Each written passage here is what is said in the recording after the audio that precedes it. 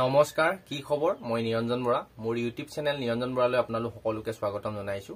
বিএসএফৰ ফালৰ পৰা আমাৰ ইণ্ডিয়াৰ যিখিনি পাৰামিলিটাৰী ফ'ৰ্চ আছে BSF CISF ITBP Assam rifle CRPF SSB কে ধৰি আসাম ৰাইফল উটেখিনি মানে পাৰামিলিটাৰী ফ'ৰ্চৰ কম্বাইন কে যেনেকে এছএছসি জিডি ভেকেন্সি ওলাই তেনেদৰে যিখিনি হেড কনিষ্টবল আৰু এএসআই পোষ্ট আছিল সেইখিনি অনলাইন এপ্লাই হৈছিল 2024 তে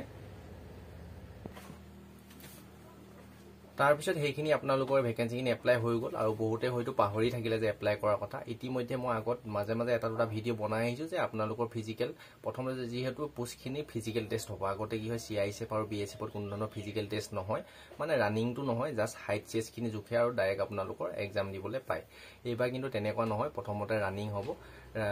কোড কিমান হ'ব ফুল ডিটেইলছত কম আপোনালোক আৰু কেতিয়া ফিজিক্যাল স্টাৰ্ট হৈ যাব আপোনালোক যদি প্ৰিপাৰেচন কৰা নাই এতিয়া আপোনালোক প্ৰিপাৰেচন কৰিব হৈ গল আমাৰ অসম পুলিচ নাইবা আপোনালোকে কমান্ডো বিটেলিয়নৰ লগত লাগি থাকোতে কিন্তু ভেকেন্সিখিনি মিছ কৰি দিব পাৰে যথেষ্ট যেটো চেন্ট্ৰেলৰ চাকৰি আৰু বহুত ভাল পোষ্ট এইখিনি সেইবাবে আপোনালোকে ভিডিওটো শেষলৈকে চাব ভিডিওটো আৰম্ভ কৰাৰ আগতে মোৰ চেনেলটো যদি আপোনালোকে এতিয়ালৈ সাবস্ক্ৰাইব কৰিছে তেন্তে বহুত ধন্যবাদ আৰু যদি সাবস্ক্ৰাইব কৰা নাই তেন্তে সাবস্ক্ৰাইব কৰি কাষতে থকা বেল আইকনটো প্ৰেছ কৰি অল কৰি থৈ দিব তেতিয়া মই এনে ধৰণৰ গুৰুত্বপূৰ্ণ ভিডিওসমূহ আগন্তুক আপলোড দি থাকিলে চাকৰি ৰিলেটেড আপোনালোকে প্ৰতিটো ভিডিও নটিফিকেশন পাব আৰু প্ৰতিটো আপডেট মানে মিছ নহয় আপোনালোকে ৰেগুলাৰ পাই যাবলৈ সক্ষম হ'ব প্ৰথম যেহেতু লৰা ছোৱালী সকলোৱে হাইটটো জুকিব যদি আপোনালোকে এপ্লাই কৰিছে আপোনালোকৰ হাইট থাকিব লাগিব general OBC EWS SC ST কোনো কথা নাই সকলো আমাৰ অসমৰ যদি লৰা হয় তেতিয়া আপোনালোকৰ হাইট থাকিব লাগিব 162.5 সেন্টিমিটাৰ হাইটটো থাকিব লাগিব তাৰ পিছত চেষ্টখন থাকিব লাগিব যদি জেনেৰেল ওবিসি ইডব্লিউএছ আৰু এসসি যদি লৰা হয় তেতিয়া 77 সেন্টিমিটাৰ নৰমাল চেষ্টটো থাকিব লাগিব আৰু 5 সেন্টিমিটাৰ ফুলাই আপোনালোকৰ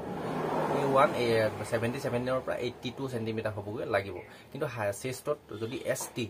এসসি লেগেটো ৰিলেকশন নাই আৰু সমানে ওবিসি নিচিনা এসটি যদি লৰা হয় তেতিয়া আপোনালোকৰ চেষ্টখন থাকিব লাগিব 76 সেন্টিমিটাৰ নৰমাল থাকিলেও হ'ব আৰু ফুলাই আপোনালোকৰ 81 সেন্টিমিটাৰ হলেও হৈ যাব তাৰপিছত এতিয়া ছোৱালী কথা ছোৱালী হাইটটো থাকিব লাগিব general OBC EWS SC ST কোনো কথা নাই হাইটটো থাকিব লাগিব 1 অসমৰ হলে 150 সেন্টিমিটাৰ হাইট থাকিব লাগিব আৰু চেষ্ট ছোৱালী কোনো ধৰণৰ চেষ্ট নজুখে অল জাস্ট হাইটটো থাকিলে হৈ যাব তাৰপিছত আহিলে ৰানিং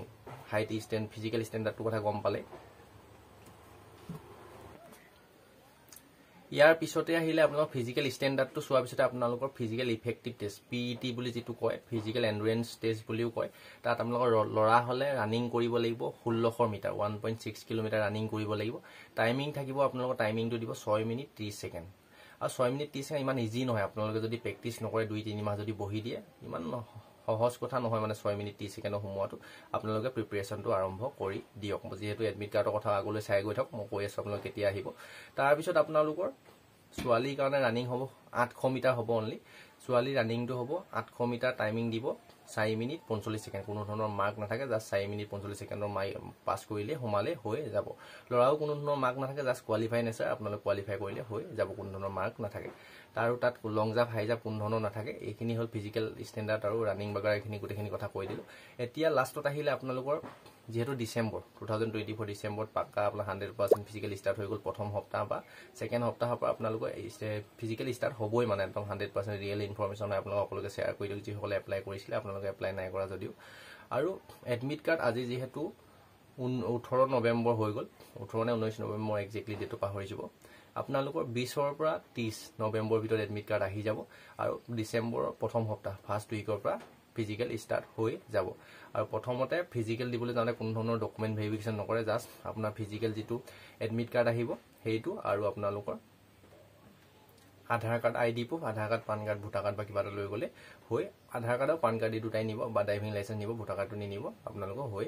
যাব আৰু লগতে আপোনালোকৰ যেটো এক্সাম হ'ব ফিজিক্যাল কৰাৰ পিছতে এক্সামৰ কাৰণে বেছি টাইম নাপাব আৰু ইতিমধ্যে ট্ৰেইনিং শিডিউল দি দিলে 2025 ৰ মধ্যভাগ মাজৰ ভাগৰ পৰা আপোনালোকৰ ট্ৰেইনিং ষ্টাৰ্ট হৈ যাব পোষ্টখিনি সেইবাবে আপোনালোকে এক্সামৰ কাৰণে প্ৰিপাৰেচন কৰক এক্সামৰ বিষয়ে নেক্সট ভিডিও লৈ আহিম ফুল ডিটেইলছ সিলেবাস সহকাৰে কোন ধৰণৰ নেগেটিভ মাৰ্কিং নাথাকে আৰু লগতে আপোনাৰ টাইপিং হ'ব যেটো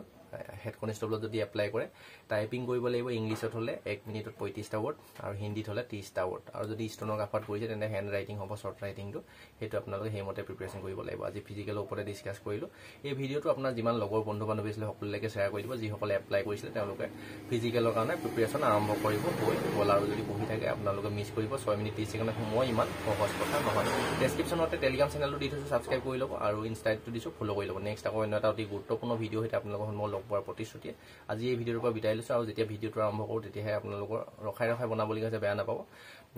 অলপ সমস্যা আহি যায় এইখিনিয়ে বাদ দিয়ক বেয়া নাপাব কথাখিনি বুজি পালে নিশ্চয় নেক্সট আকৌ অন্য এটা অতি গুৰুত্বপূৰ্ণ ভিডিঅ' সৈতে আপোনালোকৰ সন্মুখত লগ পোৱাৰ প্ৰতিশ্ৰুতিয়ে ধন্যবাদ